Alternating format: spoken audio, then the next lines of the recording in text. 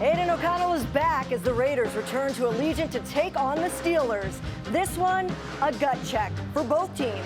Who will get back in the win column? Hall of Fame coach Bill Cowher from CBS gives us his take. And after so much noise, what's really ahead for the Raiders? NFL media insider Mike Garafolo joins the show. Plus, the future is now. We sit down with the NFL's top tight end, Raiders rookie Brock Bowers. The Silver and Black Show starts now.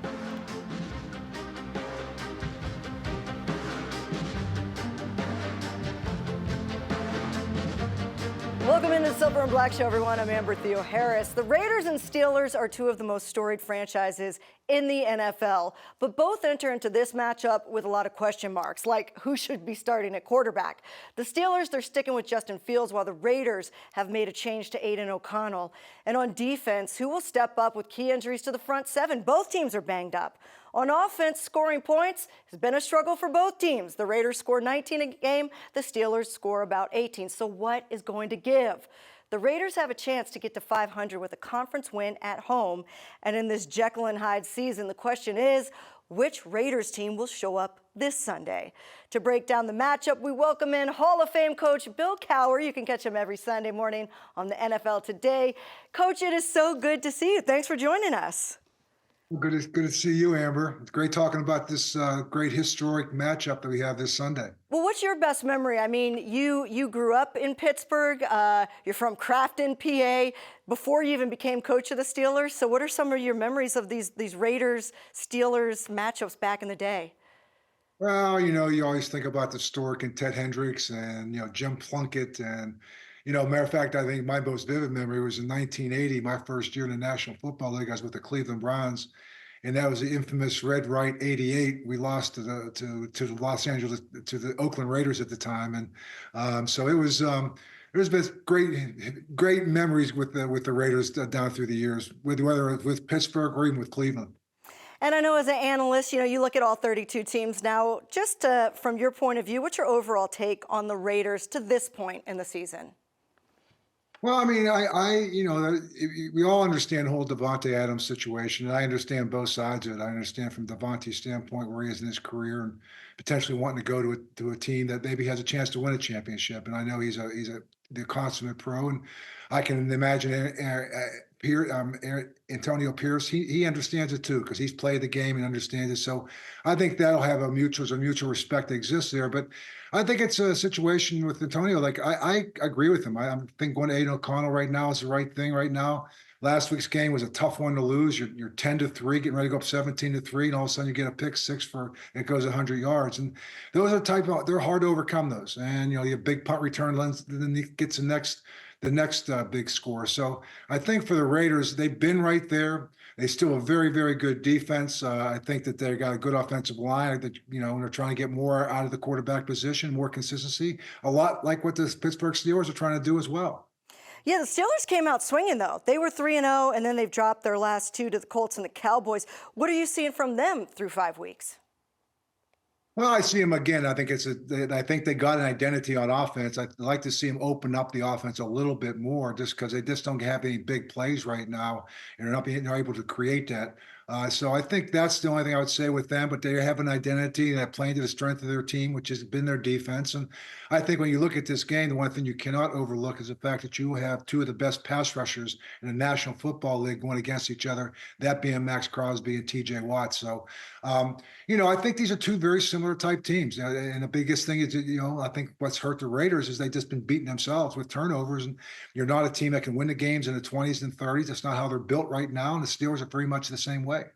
I love that you brought up Max Crosby and T.J. Watt, but both of their defenses are banged up. They'll be out there. Give me a player on each team on defense that you think maybe could step up that we should be looking for to help them out.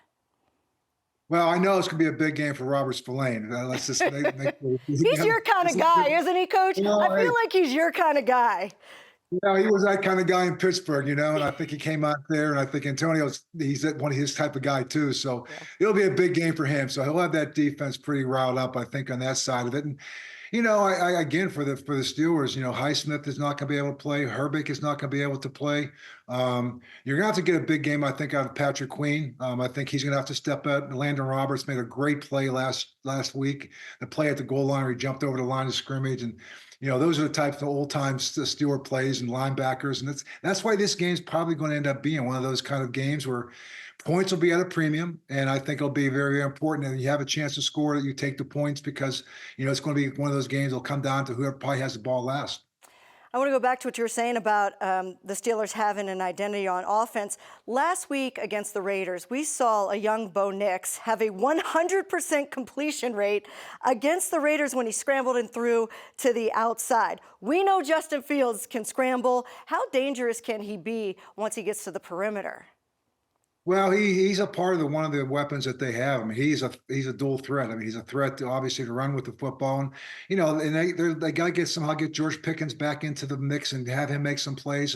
So we're really struggling with getting some big 20+ yard plays. Those are the things I think both these teams have struggled, and they're kind of methodically being able to have to go down the field. And when you do that, there's no margin of error, and you can make one mistake and you find yourself punting. But I think you look at Justin Fields as again one of those guys that they use him as a runner. They use him as a dual threat. He can extend the plays. And he'll have to probably do that because of guys like Max Crosby. So they'll be aware of him. I think Max Crosby and TJ Watt will have more than just one player blocking them, but they'll be aware where they are on the field. The Steelers have had some slow starts. When you look at the amount of points that they've scored, about 2/3 of them have come in the second half. Do you feel like, especially what you said about this being a defensive battle, that whoever gets out first is really going to have an advantage, who takes the lead early? They're not come from behind teams. No, and I think, as long as you still have time, I think, again, the biggest thing is you don't want to be in a fourth quarter where you're 2 touchdowns back because you're just not built that way. So they'll be back and forth in this game, I can imagine, a kind of a feeling out process. And I think big plays, again, will be at a premium. And I like to see both these offenses open it up a little bit and be a little more creative in what they're trying to do and pushing the ball down the field. I agree with you, and we've been talking about that a lot over here with the Raiders. AP wants this to be a run-first team with a strong defense, but the reality is right now the Raiders are the 30th ranked rushing offense. Even without Davante Adams, when you look at the other pass catchers that are on this roster, if you were the coach, would you just open it up and take your chances coming out throwing? Yeah, I mean, they got, you got some very quick guys that they're very good in space. Jacoby Myers certainly is a talented guy that's there. Brock Bowers, another guy, can be a matchup problem for the Pittsburgh Steelers. So, again, I think it's just being comfortable and making sure Aiden O'Connell is comfortable with what their plan is going in and doing the things that he can do. Him and Gardner are probably two different style of quarterbacks, a lot like Justin Fields and Russell Wilson. You will see whether Russell Wilson, he has not been the second quarterback yet this year, but he's had a very good week of work from what I understand. And let's just see if when the depth chart comes out, Justin's going to start, but let's just see if Russell Wilson's number 2 on that list. It'll be interesting to see what happens with that game because maybe possibly we see Russell come in at some point. Who knows? You're talking about chunk plays that are lacking from the Steelers offense, but the Steelers defense, especially against the Cowboys and the Colts, really were giving up some chunk plays. Do you think this could be an opportunity for Brock Bowers? It can be. I think, again, a lot of the miscommunications they had against the Dallas Cowboys. I mean, a lot of big plays were miscommunications, and the guys were on the same page. They talked about it this week. So, I think when you look at the Raiders, it's going to be, again, trying to maybe simplify what you're trying to do and identify that, to me, that's the guy that you want to take away. He's the big play receiver really for them right now without Davante. So, last week, I think you had CeeDee Lamb, you had some other players that they tried to take away, and they pretty much did a pretty good job of that. But some of the other players stepped up and made some plays for them. And that may be what it's going to be right now for the Raiders is you're going to have to beat the Steelers with some of the players that have been role players, may have to play a more prominent role. You're a Hall of Fame coach. Antonio Pierce is in his first year, and he's experiencing a lot of things that first-year head coaches have to deal with, whether it's Davante Adams or, trying to get his team back up after a loss. What is some of your advice, or do you relate to some of these first-year coaches when you think about your rookie season? Yeah, well, he's got a good mentor there, and Marvin Lewis. Marvin, I know we go back to high school in Pittsburgh, and we played against each other, and Marvin was with me in Kansas City when he was an intern, and I brought him to Pittsburgh as a linebacker coach when I first got the job. And so, we will go way back. And so I know right now he's in there with Antonio. He's got a lot of experience. He understands all of the different elements of being able to allocate your time and making sure that you have everything checks and balances. And so I think that's I'm sure, a very good resource for Antonio. All right, Coach, finish this sentence. The Raiders will win this game if blank. If they can run the ball and don't turn it over. That's pretty simple, isn't it? That's a coach right there. Just establish the run game, don't turn it over. Hey, I'm going to take you, before I let you go, I'm going to take you on a walk down memory lane. This popped up on my phone the other day, and here's a picture of us on the sidelines, Thursday night football back in 2017. Oh, yeah. Whatever Michael Irvin was saying to you, you are not buying it. I could tell by the look on your face. You said, I heard this all before from you. Well, Michael just never stops talking, but that was fun time with you, Amber, doing all those Thursday night games. We traveled all around. My wife was with me all the time, so it was kind of a fun part.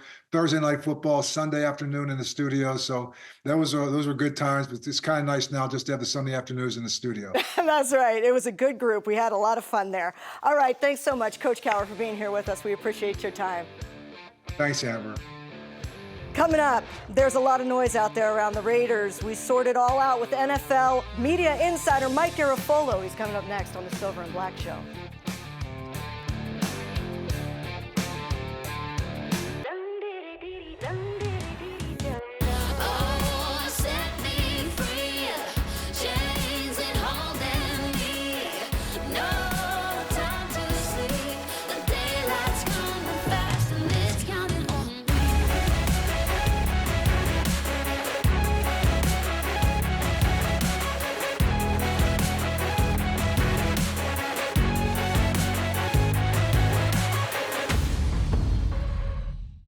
Some days are long, some nights never end. I mark the fleeting seconds flight, I pray to the coming wind. And time like snow never stood around for me. I love every sky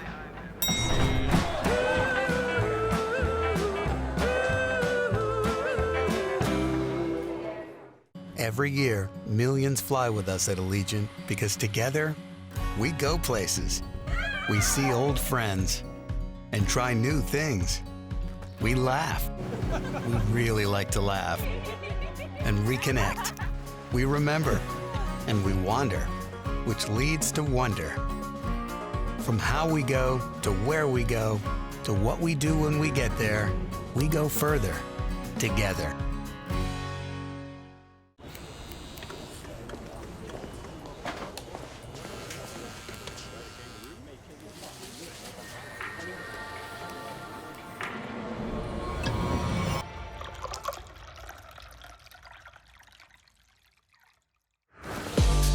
Taste is not an option. Taste is everything. 1800, the world's most awarded tequila. The Silver and Black Show is brought to you by Cox, proud partner of the Las Vegas Raiders. 1800 Tequila, official partner of the Raiders. Taste is everything. Please drink responsibly. And by Allegiant, the official airline of the Raiders. Low fares, non-stop flights, only at Allegiant.com. Raiders are looking to get back on track after not only a tough divisional loss to the Broncos, but a week filled with a ton of distractions. To help Raider Nation better understand what to expect going forward, we say hello to my friend, NFL media insider, Mike Garafolo. Mike, it's good to see you. How are you? Hey, Amber, how's it going? Long time no talk. I know. It's good to chat it up. I know. Yeah, it's been a minute, but you got a nice bookshelf since the last time we spoke, so you're looking good there. I want to get your general take. You cover all 32 teams. Nobody knows more about the inner workings of teams than you. What is your take so far, just what you've seen from this Raiders team and what they can expect to see against the Steelers? Yeah, I mean, just coming in, I figured they were going to be one of the more unpredictable teams in the NFL.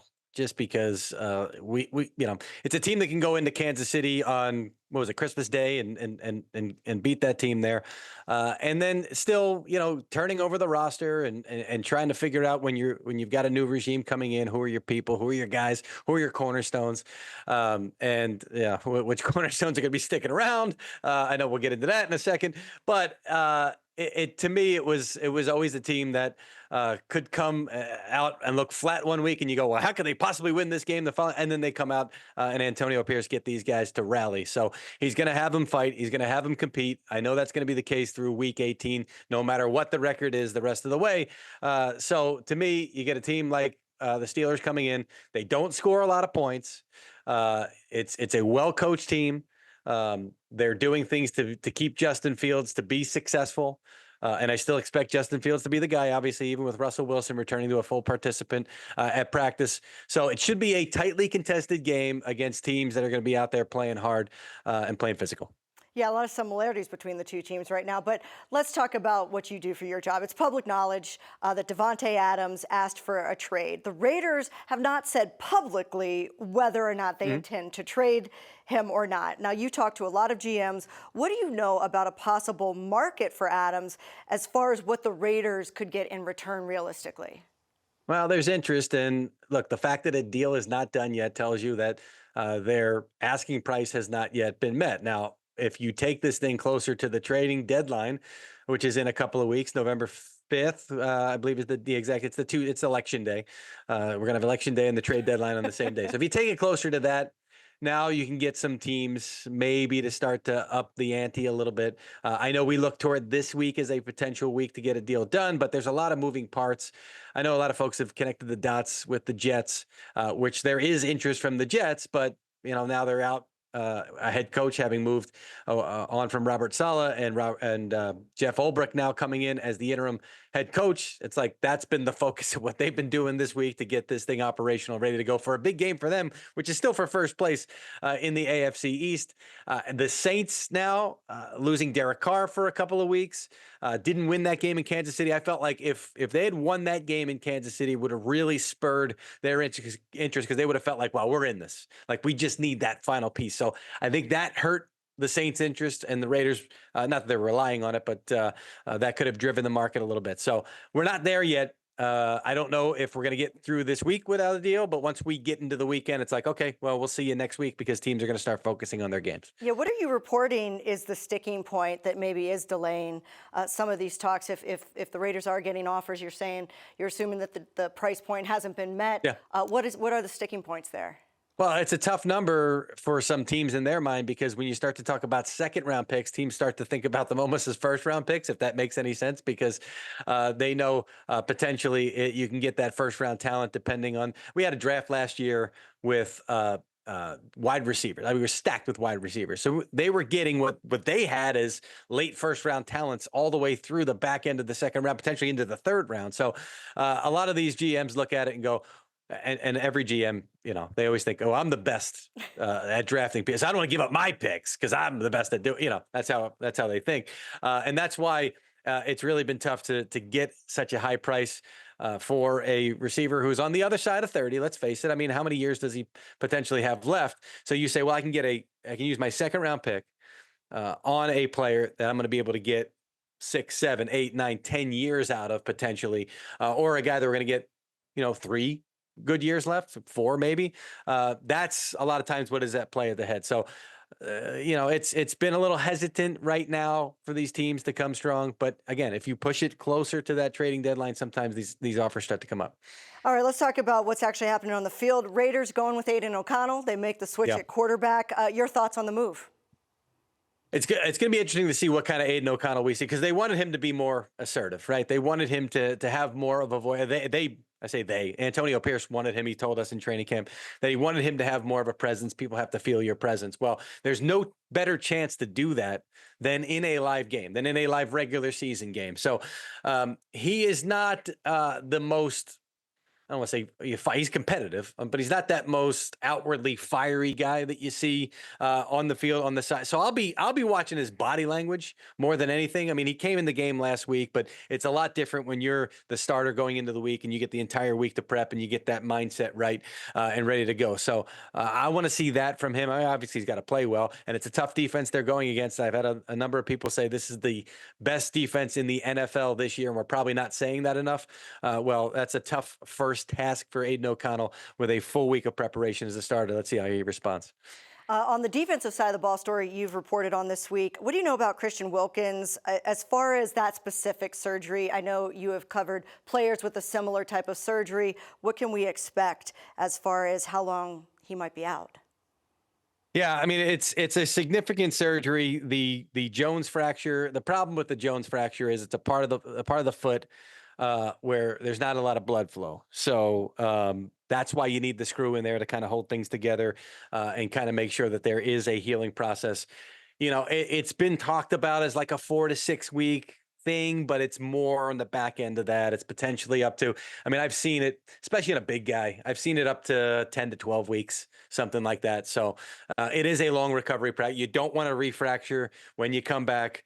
So you want to be careful with that, especially when it's a guy where if you get a refracture, you can have lingering issues going forward. So you got to weigh the present with the past. So we'll see where the team is, see where the season stands when he comes back to that point and how they can handle that.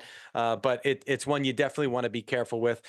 A lot of times in the NBA, you see it, a lot of these taller, bigger guys, and it really, really, really lingers. It's a different sport in the NFL, but when you're talking about 300 pounds on top of that bone on the outside of the foot there, it's something you want to be careful with.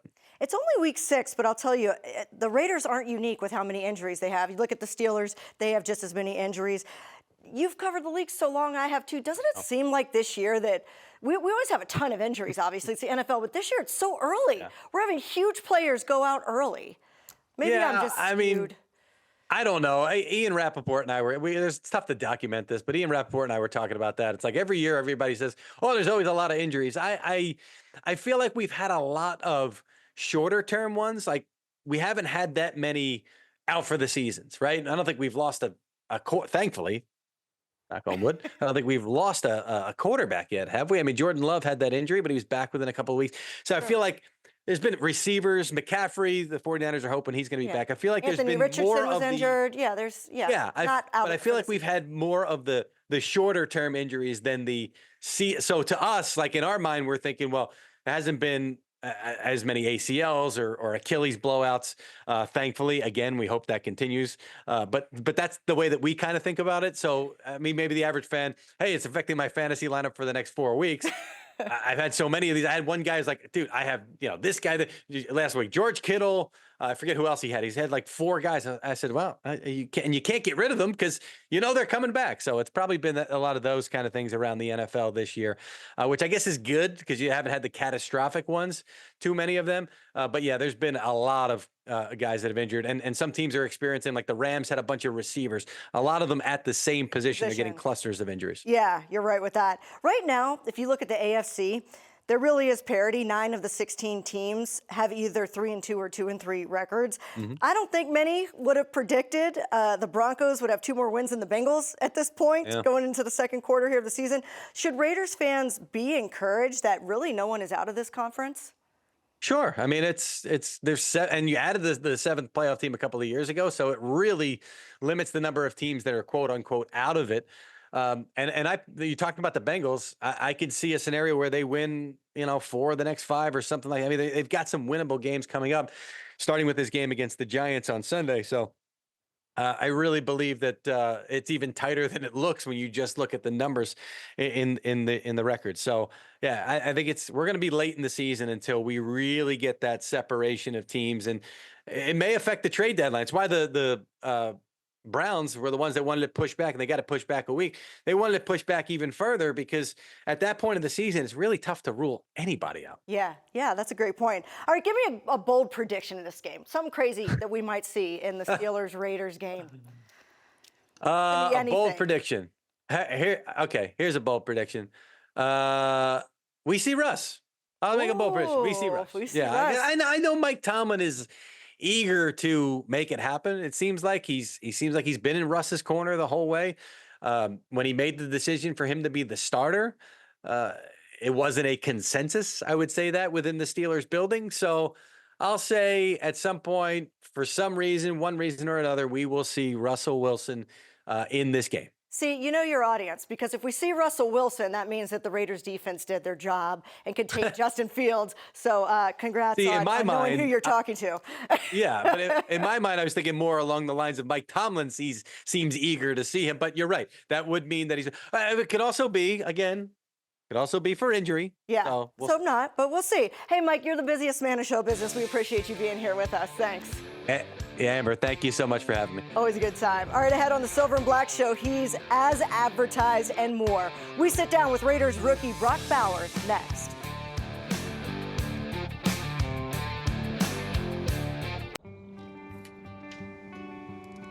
In 300 feet, turn left.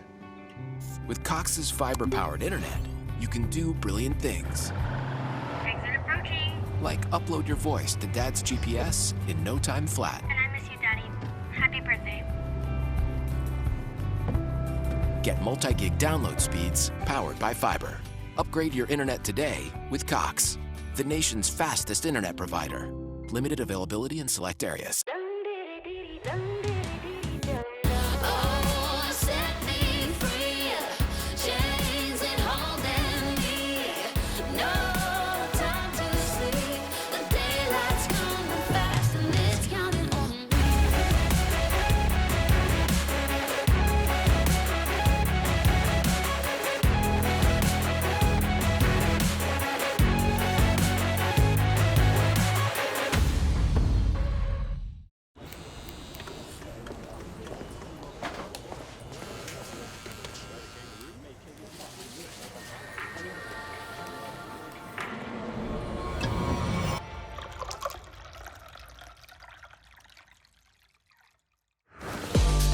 Taste is not an option. Taste is everything. 1800, the world's most awarded tequila. Every year, millions fly with us at Allegiant because together, we go places. We see old friends and try new things. We laugh. We really like to laugh. And reconnect. We remember. And we wander, which leads to wonder. From how we go to where we go to what we do when we get there, we go further together. He motions to the right. Minshew with play action to Madison, trying to settle on the pocket. Off his back foot, deep down the middle of the field. Bowers jump ball at the 35, and he takes off down the sideline. 15, 10, touchdown Raiders! Brock Bowers, first career NFL touchdown, is a 57-yard jump ball that he caught and took off for a score. Well, it was quite a first touchdown in the NFL. Hanging out with Raiders rookie tight end Brock Bowers. It's good to see you. Yeah, good to see you. That was fun to watch. So many rookies that we interview throughout the years talk about how fast the game is and how it takes a couple weeks to slow down. It hasn't been like that for you. So what has allowed you to transition so easily to the NFL?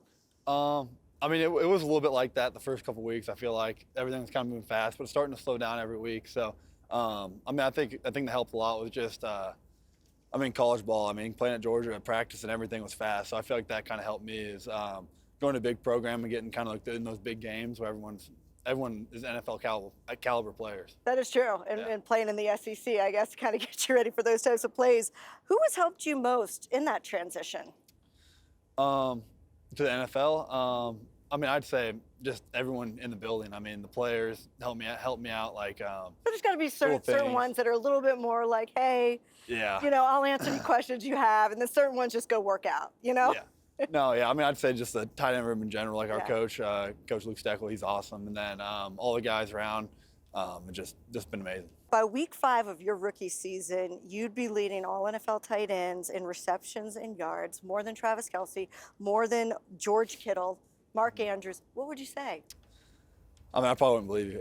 It's pretty sweet. But I mean, just trying to keep focused, keep my head down and focus on the next game. Just about winning. We want to win games, so. But I imagine you kind of came up watching some of those guys. Did you used to watch them, and did they influence you at all? Yeah, no, I remember. I remember watching Gronk when I was really little, and then as I grew up, like through high school and college and stuff, I used to watch Kittle, Kelsey, all those guys. So it's pretty cool being able to kind of just be in the league now. So. What was it about Gronk that you saw that you said, you know what, maybe I could do that? Was there any skill set he had that really appealed to you? I don't know. I just like his physicality running with the ball. You see him just running over dudes and just stiff arm dudes. So I think that's always pretty cool to watch. You got to take pride in that as a tight end. Aiden O'Connell's going to get the start. 2 young guys out there. What's the process been like preparing for this tough Steelers defense with a new person throwing you the ball this week? Yeah, no, Aiden's been doing a good job, like staying in tune with the game plan and with the playbook and everything. You've got to at this level. So, he's done a good job the last couple of weeks. He could have gone in there and played any game. We have full confidence behind him, and I'm excited to see what he does Sunday. You're part of a rookie class with the first 3 picks. They're already starters. You, JPJ, DJ Glaze has had an opportunity. What does it mean to you and your fellow rookies to be given so much responsibility in this offense so early? The organization has trust in you. Yeah, no, it means a lot having all that trust from the coaches and the other guys on the team, just to go out there and do my thing. So, it's been fun for all of us, and just coming together through rookie mini camp and all those rookie meetings that we had. So it's been fun. You got your first career touchdown. We just saw it coming in there against the Broncos. Longest first career touchdown for a tight end in Raiders history. Take us through the play. Are we going to see a lot of yak from you? Is that your thing? I hope so. We'll see what happens, though. No, I don't know. I just kind of ran my route, and ball was in the air. I just jumped up and caught it, and then just ran. I don't know. What was your 40 time? I don't remember from the combine. I didn't run it in the combine. You're fast. When I was watching that, I said, you don't say about many tight ends, man, once he gets the ball, it's a foot race. He's going to win that. Usually it's physicality, but not speed. Has speed always been an asset of yours? Yeah, for sure. I think, throughout college especially, I was able to, I'm able to run decently, not as fast as some of the other guys, but, it's been helpful for sure. 19.5 miles per hour, by the way, if you were wondering. That's what Next Gen Stats had you. I think the top receiver's around 22, but that's pretty good. That's pretty good for a tight end. I can go a little faster. You think it's faster? All right, we're gonna have to have you out there and clock you again. Where's the ball? Where's the touchdown ball? It's at my house. It is? Yeah, they gave it to me. I brought it home. Are you the kind of guy that just puts it on the counter and it takes somebody to come over and be like, can we please put it somewhere nicer? It's actually sitting on the ground, in the corner of my room. We got to work on this. We got to get somebody over the house. Antonio Pierce, he said that you're a special player that continues to get better each and every week. What is your mentality as you navigate a rookie season week to week? Yeah, like you said, just focusing week to week and game to game. Nothing else matters except for the Steelers this weekend, and so we're just kind of focused on them and kind of give my full attention to them because it doesn't matter if we don't go out there and produce on Sunday. What needs to happen, do you think, in order for this offense to maintain consistency? Because we've seen glimpses of what it can be. Yeah, no, a big focus is just staying consistent and starting fast and continuing just to keep attacking the defenses. Just continue on that same trajectory and just being consistent. That's the main thing. I feel like we've had great drives, and then we had drives where we just don't do anything at all. So it just kind of that consistency part is huge. Let's go back to where you grew up, Napa, right? Yeah. And that's where Raiders training camp was. Did you ever go out to Raiders training camps? I did. Yeah, they used to have a youth football day, so they'd get the youth football people out there. So I've been a couple times. Could you ever, in your wildest dreams as a kid, think that you would be on the Raiders? No shot. I don't think so. It wasn't even in my mind. I was just kind of out there playing football. Who were the players at that time that were out at those camps that you remember? Did you ever have any interactions with any of them? The main run I remember, I think, is Derek Carr. Yeah, I bet he was pretty cool too. Yeah. Pretty sweet. When you look forward to the last 12 weeks of the season, what are the main goals that you've set for yourself? Oh man, I don't know. I don't really have any long-term goals really. You just go week to week, really? Yeah, I just kind of focus on each day and just try to. It's a laid-back guy. I don't know. 65-yard touchdowns. We're just gonna keep doing that. It stresses you out if you look too far ahead, I feel like. I think that's a good mentality to have. Brock, it's good chopping it up with you. It's good getting to know you, and Raider Nation, I know, loves getting to know you as well. Thank you. See you out there this Sunday. Oh, yeah. Coming up on the Silver and Black Show, why a 60% Max Crosby is better than some of the NFL's top defenders. And one last thing, next. Some days are long,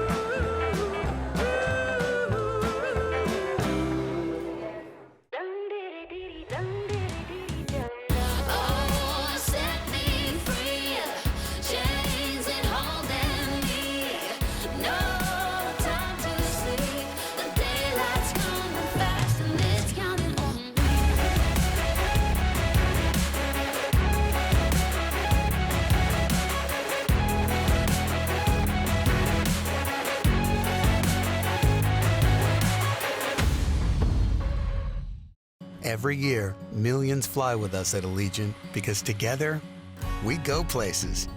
We see old friends and try new things. We laugh. We really like to laugh. And reconnect. We remember. And we wander, which leads to wonder. From how we go to where we go to what we do when we get there, we go further together.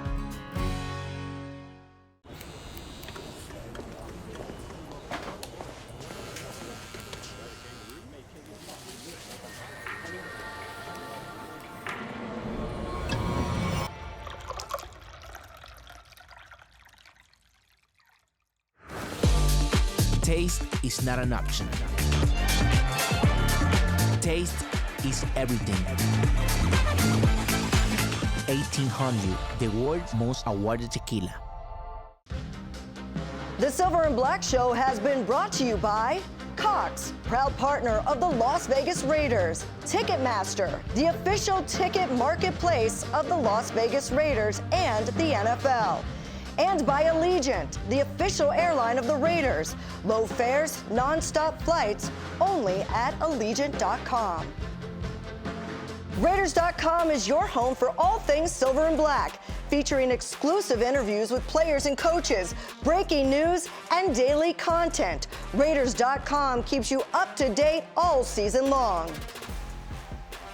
Time now for one last thing. This Raiders-Steelers rivalry goes back to the 1970s, where some of the baddest dudes on the planet squared off. True warriors like Mean Joe Green right there and Jack Tatum made the matchups gladiator-esque. This Sunday, we get to see the modern interpretation with T.J. Watt and Max Crosby on the field.